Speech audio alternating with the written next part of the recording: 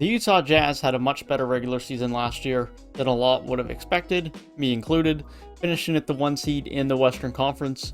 But ultimately, they were not able to have enough playoff success once again, with Donovan Mitchell playing like a superstar, but not getting enough production from the rest of the team. This is a team that had a very good defense last year, very good team three-point shooting, and was led by a bench led by Sixth Man of the Year Jordan Clarkson, and also arguable Sixth Man of the Year Joe Ingles.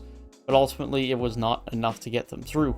So today I want to talk about this roster, what I expect from them throughout the 2021-22 season, and if this team has enough to get them over the hump to have some more success and push towards an NBA title in the 2021-22 season finals.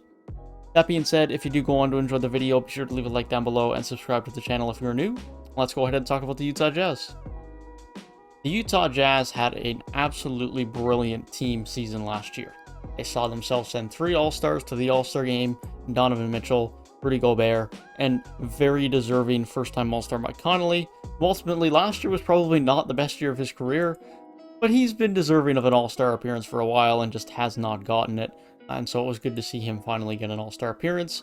They also had a very good team shooting year with Joe Ingles playing extremely well off the bench, Jordan Clarkson playing extremely well off the bench, Bojan Bogdanovic having moments, although he was hit and miss throughout the season and started especially slow, and Royce O'Neal especially improved his three-point shooting last year, being a very efficient from deep, shooting 38.5% from deep, which was much above what he had done routinely at that point in time in his career, and the 6'4" power forward continues to play extremely well for this Utah Jazz team.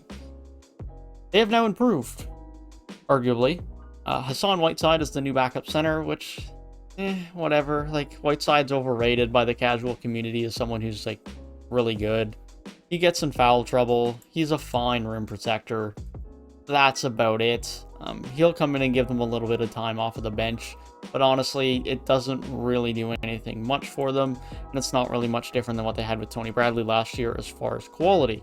The main addition for them comes in the forward position, where they bring in Rudy Gay and Eric Pascal. Now again, Eric Pascal I think is a bit overrated by some of the casual community because of his point production, but ultimately he's a scorer who isn't a great scorer and really isn't that great at anything else at this point in time in his NBA career.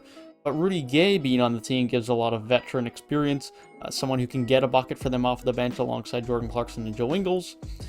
But ultimately, I feel is a little bit redundant on this bench. As much as it is a good addition, Rudy Gay doesn't bring anything unique to this bench. Of course, they lost Georges Niang with him going into the 76ers, and they did have to fill someone in at the power forward spot. But Niang, in my opinion, is a better three-point shooter than Rudy Gay is.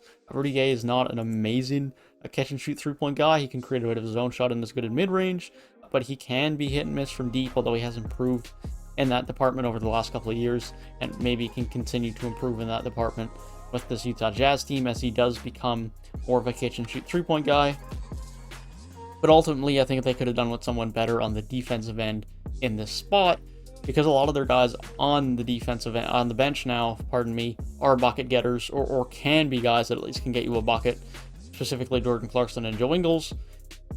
But nonetheless, they are not short of guys that can get you a bucket at this point in time, which you really can't have enough of. So ultimately, this team is going to continue to be one of the best three-point shooting, if not the best three-point shooting team in the league. A very deep team with 2 Sixth Man of the Year candidates. To the people that think Rudy Gay is a Sixth Man of the Year candidate, he's not. He's not. I realize that probably seems weird to most of you watching that, but trust me, there's been people that have been telling me there's 3 Sixth Man of the Year candidates on Utah. There's not. There's not. There's 2. There's 2, which is extremely good, but there's not 3. Point being, this team is good.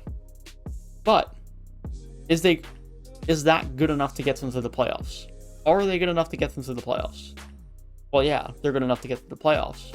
Okay, check. I think they'll be a top 3, top 4 seed again in the West this year. I think they're going to be a very good regular season team. That part isn't really in doubt. The biggest question is, can they actually do anything when they get to the playoffs? After last year, they look more confident to get at least past the first round. But even then, that statement can be questioned, because without Donovan Mitchell back, they looked like they could be in trouble against Memphis, and ultimately they played the only team in the Western Conference playoffs last year that I don't think was really a threat to win a series. And that's no knock against Memphis. I really like Memphis. I think Memphis have a good team, and they still weren't an easy opponent. But compared to the other 7 teams in the Western Conference playoffs, they were significantly worse than everyone else. If they had to play the Lakers, they would have been in a much different scenario. We would not be talking as positively about Utah if they were the 2 seed last year as opposed to them being the 1 seed, because they would not advance past the first round. I can guarantee you that. They would not have beaten the Lakers. I don't care how injured they were. So, point being, Rudy Gobert at the 5. Is he mobile enough to defend and be a playoff player? Is there someone else on this team that can get buckets consistently enough at a high enough level other than Donovan Mitchell on this team? Because sure, Donovan Mitchell plays like a superstar in the playoffs. He balls out. He is one of the best playoff performers in the league. He is clutch. There's no doubt about that. This guy averaged 32 points a game in the 10 games in the postseason last year. This guy knows how to get a bucket at an efficient rate in the playoffs. But ultimately, he's going to get doubled sometimes. He's not going to be able to have those opportunities. He's going to have an off night here and there. And so I question if they're going to have enough guys to be able to get buckets outside of Donovan Mitchell in the playoffs at an elite level. Because sure, Bogdanovich can get a bucket, Conley can get a bucket, Clarkson can get a bucket, Ingles, Rudy Gay, they can get buckets. But can they get it in the playoffs, in high stakes, in soft circumstances? That I'm not convinced on. And they're going to need that at times throughout the playoffs if they want to be a team that's going to push for a championship. Ultimately, I don't believe in this Utah team in the playoffs. I think they're going to continue to be a very good regular season team, but I think this team has capped themselves at a ceiling where they are a good regular season team with a lot of depth and a lot of good three-point shooting, but ultimately don't have enough to get over the hump of a team like Phoenix, over the hump of a team like Denver, or the Lakers, or the Clippers when healthy.